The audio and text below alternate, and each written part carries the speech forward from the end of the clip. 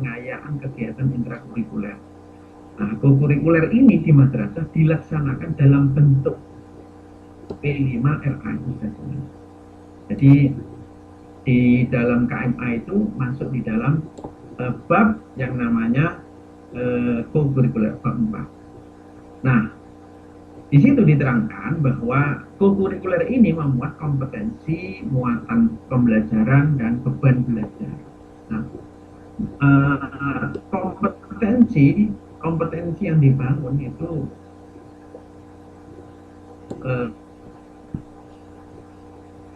bermuara pada dimensi P5, yaitu nalar kritis, berkebinekaan global, mandiri, dan kreatif. Nah, ada tambahan bahwa madrasah di bawahnya itu, ini saya garis merah, madrasah berkewajiban menyelenggarakan kegiatan proyek bagi peserta didik yang bermuatan moderasi beragama dengan indikatornya 4 indikator MB, yaitu komitmen kebangsaan, toleransi, anti kekerasan, dan akomodatif terhadap budaya lokal. Para ustadz yang saya hormati, kita fokus sekarang apa sih yang berubah dari konsep lama ke konsep yang baru. Nah, ini kan yang ditunggu-tunggu. Yang pertama yang berubah adalah nama. Nama yang lama itu adalah penguatan profil Pancasila dan profil pelajar rahmatan lil alamin. Profil pelajarnya di situ berulang dari Pancasila dan rahmatan lil alamin, sama-sama ada profil pelajar.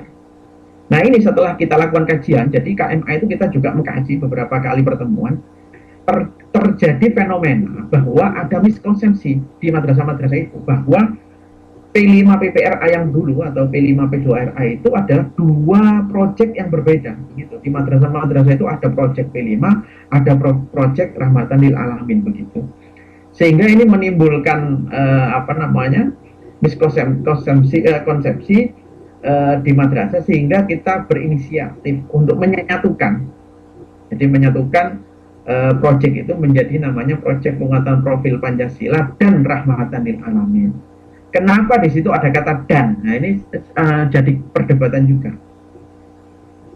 Pancasila yang rahmatan lil alamin itu kurang tepat, karena Pancasila kalau dikasih yang berarti mensifati Pancasila.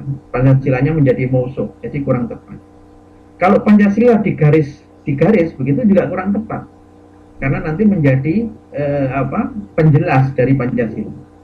Terus kemudian Pancasila kalau dilangsungkan Pancasila rahmatan lil alamin akan menjadi istilah yang baru, nanti malah terjadi polemik. Makanya terus kami tulis Pancasila dan rahmatan lil alamin, bahwa yang utama dan paling utama Pancasila. Tapi Pancasila ini juga terlingkup dalam sebuah ajaran yang namanya Islam, yang Islam itu mengajarkan rahmatan lil alamin. Begitu harus kita terangkan begitu. Nah, konsep ini sejalan, beriringan, dan saling menguatkan. Tidak saling perlu kita tabrak-tabrakan antara satu nilai dengan nilai yang lain. Kemudian yang kedua, perubahan yang ada adalah yang namanya ada perubahan pendekatan.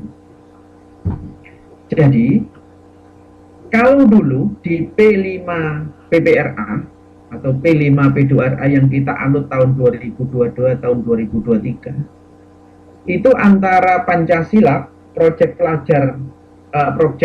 penguatan profil pelajar Pancasila dan proyek penguatan profil rahmatan lil alamin itu saling berhadapan kanan kiri. Kita mencari irisannya dari situ. Irisan dari situlah yang kita sebut dengan pendekatan integrasi.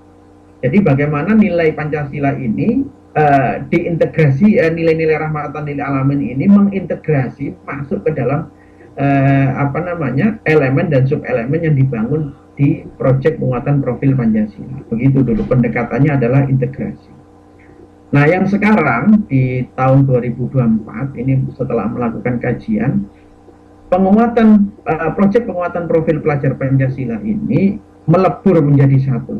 Nilai-nilai rahmatan lil alamin itu insersi, dalam artian masuk ke dalam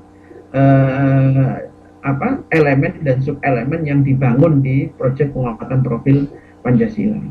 Jadi kalau kita ingat begini, ini contohnya, kalau kita ingat Kita ingat nilai-nilai rahmatan lil alaminnya ada 10 gitu. Nilai-nilai rahmatan lil alamin ini kalau kita kaji sebenarnya nilai-nilai wasatiyah yang dibangun oleh MUI, yang dibangun oleh Multaqo Alim Ulama yang di Bogor itu, ada Bogor Message dan sebagainya. Nilai-nilai wasatiyah ini yang kita masukkan. Nah, kalau dulu modelnya begini. Ini dulu modelnya insersi. Jadi di sebelah kiri kita itu ada dimensi elemen subelemennya P5. Kemudian yang di sebelah kanan, dua kolom di sebelah kanan itu nilai-nilai rahmatan lil alamin dan subnilai, itu kita kita integrasikan. Jadi akhlak beragama itu sama dengan ta'adub begitu. Akhlak pribadi sama dengan keteladanan kedua begitu. Jadi saling mengintegrasi. Sedangkan yang sekarang konsep sekarang ini adalah insersi. Jadi insersinya nilai-nilai wasatiyah tadi yang nanti tercermin dari indikator MB, nilai-nilai wasatiyah 10 itu kita insersikan ke subnilai yang ada di dalam P5. Jadi contoh di sini beragama, nanti ada nilai tawasud dan nilai tawazun yang kita masukkan dalam subelemennya.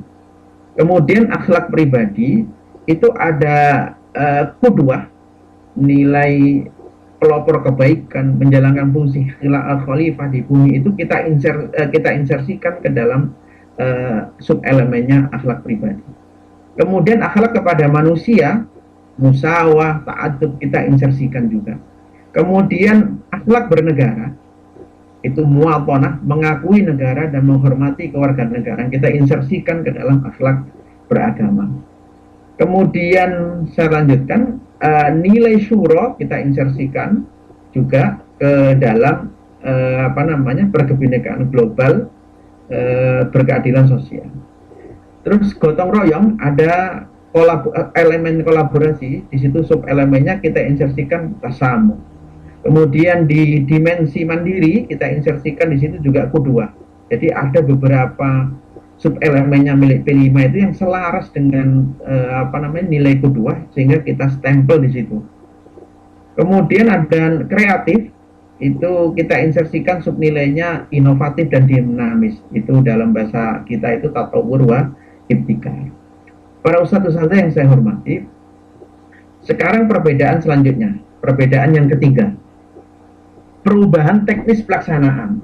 Kalau dulu di KMA 347 tahun 2022, P5 PPRA, nama yang dulu, itu bisa dilaksanakan dengan co-kurikuler, intrakurikuler, dan ekstrakurikuler. Di dalam KMA 450, kita bersepakat dengan tim, itu kita laksanakan dengan co-kurikuler, karena memang terjadi banyak pertanyaan yang banyak penafsiran di lapangan ketika dilaksanakan dengan intrako dan ekstra, sehingga kita tahun ini sepakat bahwa P5RA ini kita laksanakan dalam KMA itu kita laksanakan secara kurikuler. Perubahan yang selanjutnya 4.